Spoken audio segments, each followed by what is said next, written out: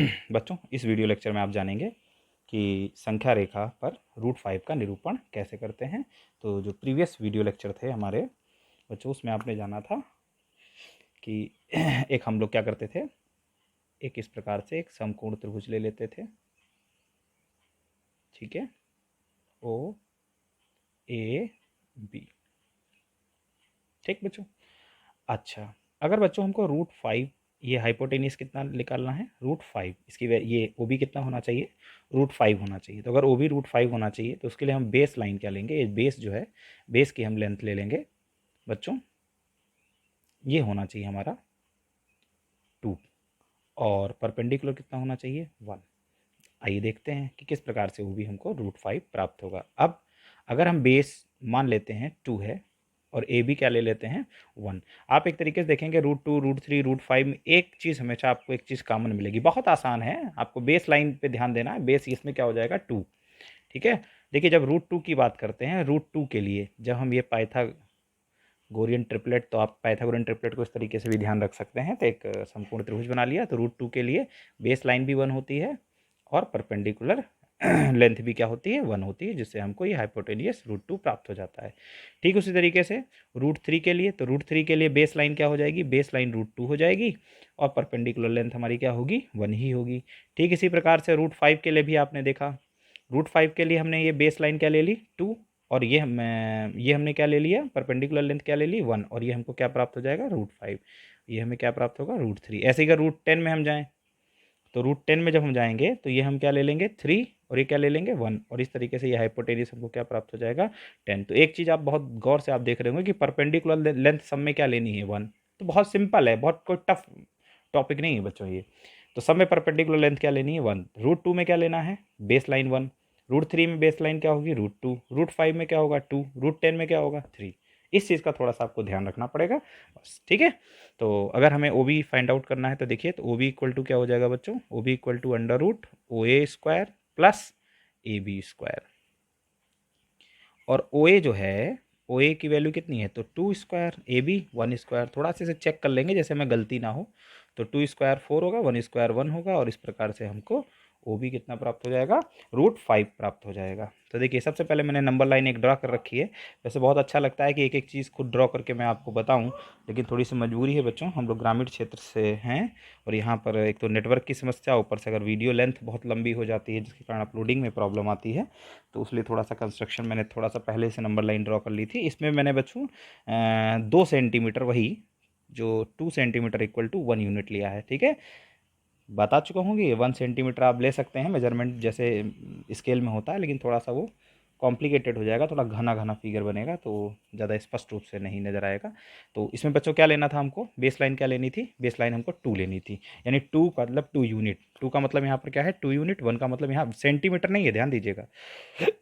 2 का मतलब 2 यूनिट और 1 का मतलब 1 यूनिट है। तो जल्दी से ड्रॉ करते हैं। सबसे पहले हमें क्या करना है, सबसे पहले हमको बेस लाइन कितनी ले लेनी है 2। तो ये देखिए, ये बेस लाइन हमारे पास 2 है, ठीक है। ये बेस लाइन हमारे पास कितनी है 2 है, ये बेस लाइन ये है हमारे पास, ठीक। तो इसको चाहो तो नॉमिनेट कर देते हैं बच्चों, स्केल से करते हैं। ये ओ हो गया पॉइंट, और बच्चों ये वाला पॉइंट क्या हो गया हमारे पास, ये पॉइंट ए हो गया, ठीक।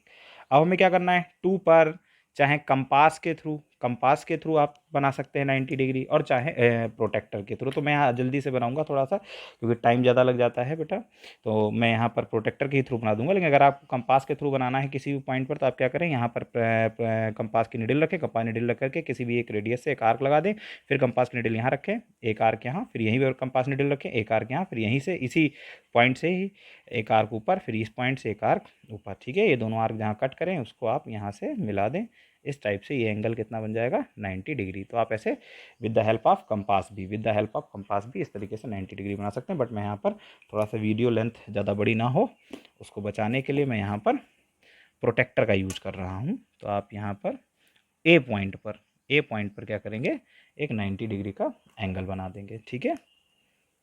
यहाँ पर एक 90 डिग्री का एंगल बना देंगे, यानी एक परपेंडिकुलर खींच देंगे इस टाइप से, थोड़ा सीधा रहेगा इससे, क्योंकि मैं स्केच से बना रहा हूँ, थोड़ा सा पॉइंट इधर से थोड़ा सा हट सकता है अपनी जगह से, तो उसको आप सीधा रखें, ठीक है।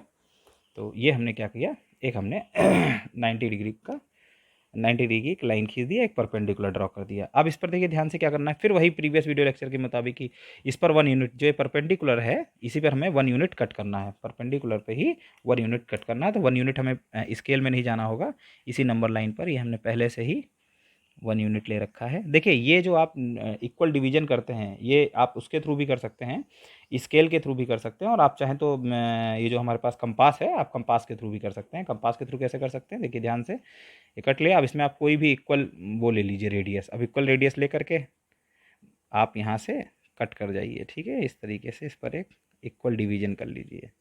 तो इस तरीके से भी आप इक्वल डिवीजन कर सकते हैं, यानी ये जो पॉइंट्स हैं ये हमें पॉइंट से मतलब है, हमें पूरे आर्क से नहीं मतलब है। ये आर्क कहाँ कट कर रहा है नंबर लाइन को, उस पॉइंट से मतलब है। तो ये 1 हो गया, ये क्या हो गया 2, ये क्या हो गया 3। तो इस तरीके से भी आप इक्वल डिवीजन कर सकते हैं। फिलहाल आपको यहाँ पर क्या करना है, यहाँ पर आपको 1 यूनिट यानी ए पॉइंट पर निडल रखनी है और ये 1 यूनिट का एक आर्क लगा देना है। अब आप ये आर्क जहाँ भी इस परपेंडिकुलर को इंटरसेक्ट करता है उस पॉइंट का नाम हम लोग क्या ले लेंगे, उस पॉइंट का नाम हम लोग बी ले लेंगे, ठीक है।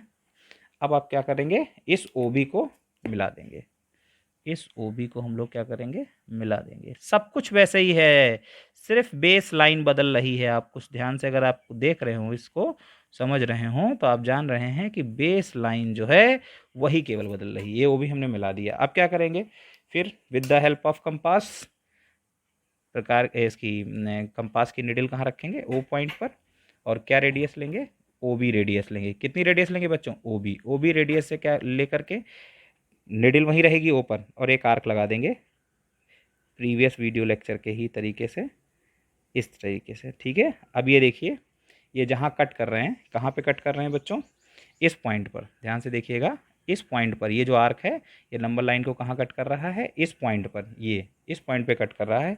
यही पॉइंट किसको दर्शाएगा बच्चों, यही पॉइंट दर्शाएगा √5 को। किसको दर्शाएगा बच्चों, यही पॉइंट दर्शाएगा √5 को। हम क्या करते हैं हम इस पॉइंट को क्या मान लेते हैं, हम इस पॉइंट को मान लेते हैं सी। क्या पॉइंट मान लेते हैं, तो सी। तो जो सी है यानी बिंदु सी यानी पॉइंट सी, तो पॉइंट बिंदु सी किसको दर्शाता है, बिंदु सी जो है वो √5 को दर्शाता है। बिंदु सी किसको दर्शाता है बच्चों, √5 को दर्शाता है। इतनी बात आपको क्लियर हो गई कि नहीं क्लियर हुई, उम्मीद करता हूँ ये बात आपको क्लियर हो गई होगी, ठीक है। तो इस तरीके से आप क्या करेंगे, √5 का संख्या रेखा पर निरूपण करेंगे, ठीक। Thank you.